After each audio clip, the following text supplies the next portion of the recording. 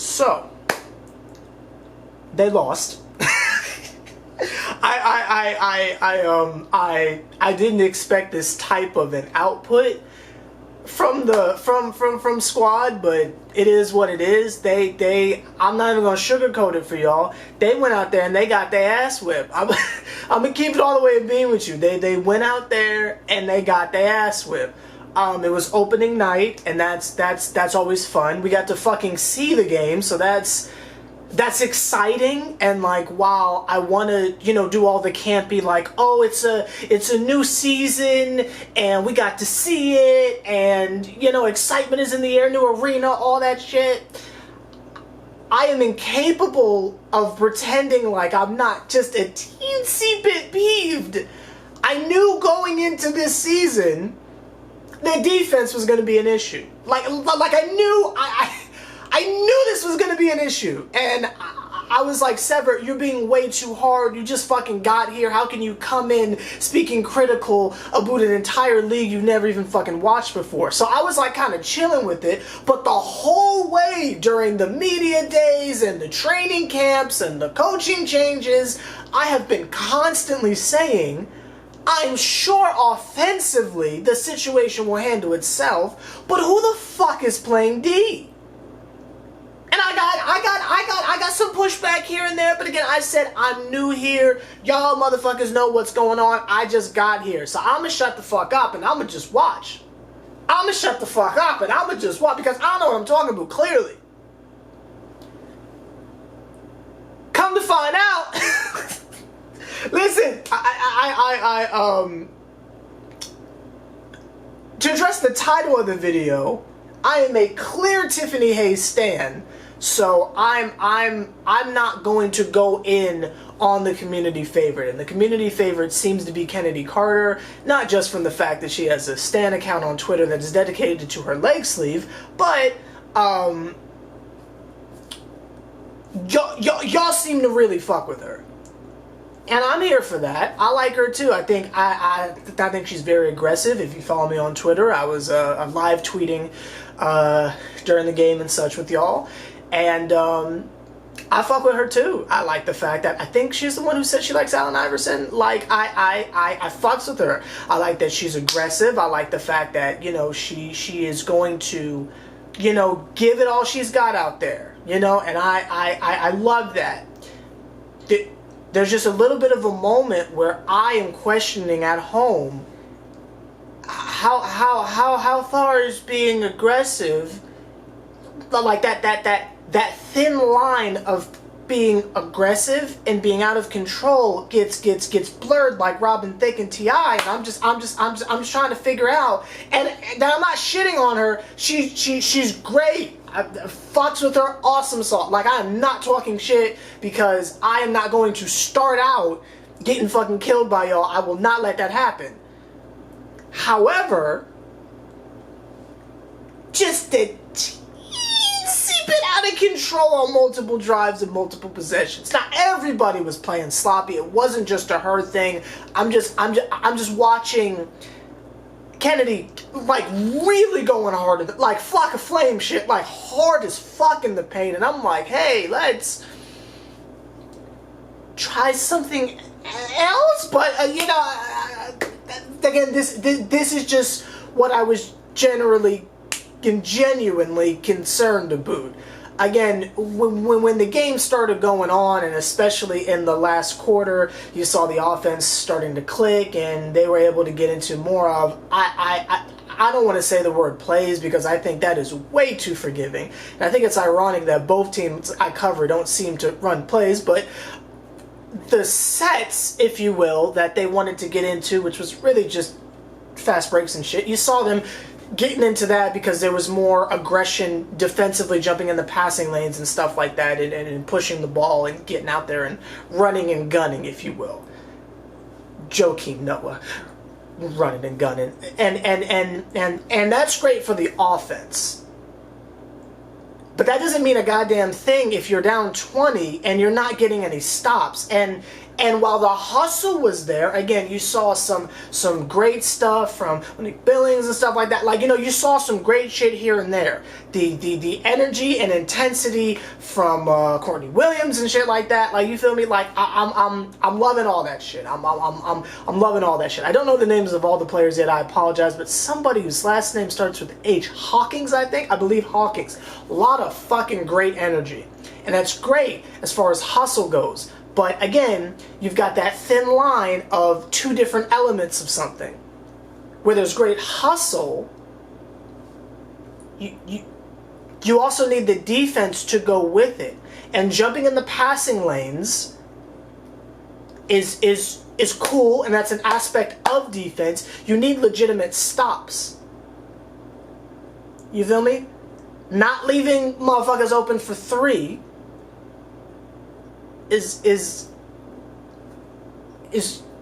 part of defense that I would just assume if the hustle's there, why wouldn't but again, I'm sure this is going to be resolved at some point. We're not going to talk about how they fucked us up in the paint, because I just feel like that's obvious if you watched. And if you didn't watch, they fucked us up in the paint because height, but I just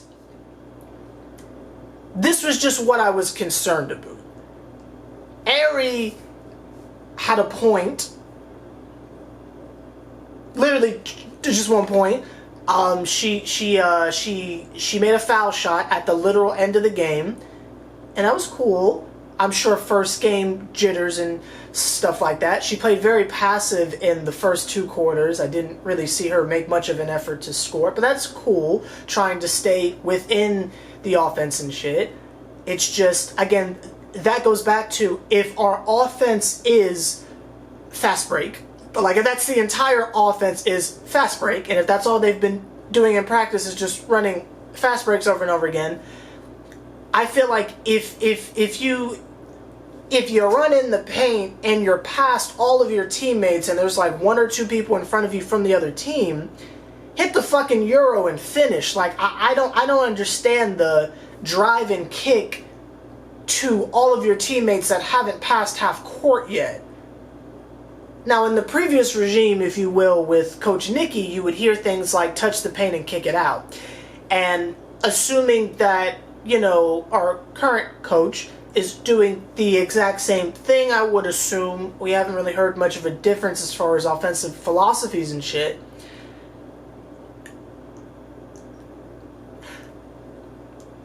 Again, that doesn't work if you are outrunning your teammate. And I'm not saying that's bad. I'm not saying slow down. I'm saying, like, if you're the one person fast break, finish that motherfucker. Like, finish that shit. Get fouled or something like that. You know what I mean? It was just interesting.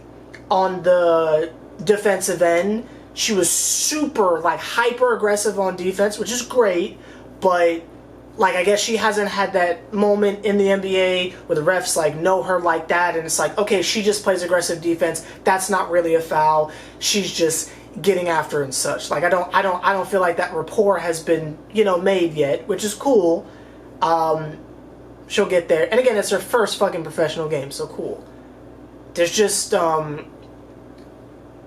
don't know. It just felt like a combination of everything that I was concerned about going wrong literally went wrong.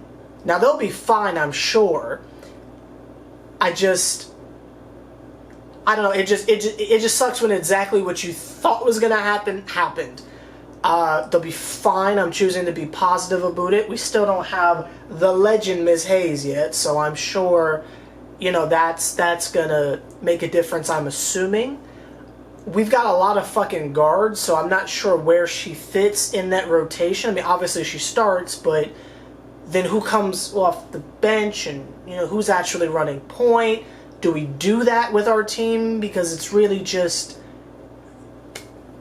I don't know.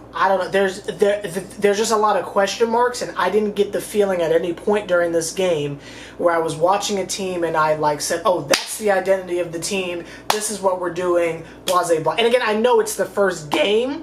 It's just, this is literally what I was saying when I was talking about how Coach Nikki leaves And homie Peterson comes in, and it's like, well, what are we gonna do? I never felt like I was assured on my end, like, oh, it's okay because we're just gonna do blase blah, and that will make up for a literal change in culture, as far as coaching goes.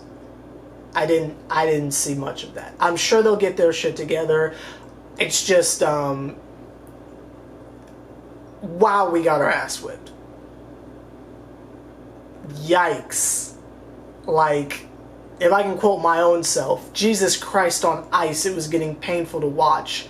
Just having motherfuckers just spray open threes on us.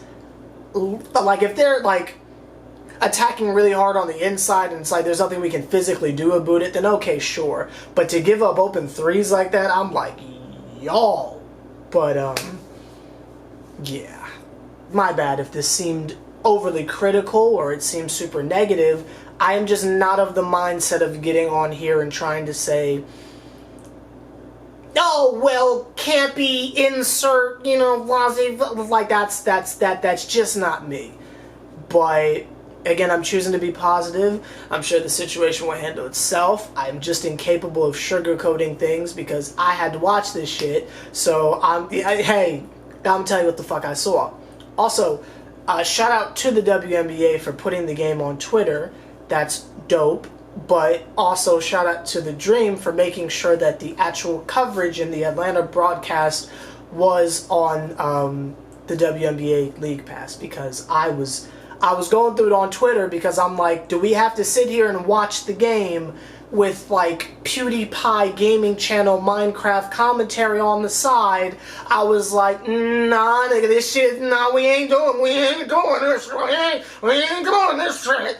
But I was happy that you could just go on to the, you know, Dream thing. And it wasn't blacked out or anything like that. You could just go on the app, on like your laptop or whatever, and you can just watch the shit. That was dope. So, you know, I was happy that I got to see the shit and it wasn't painful like it would have been if I only had access on Twitter.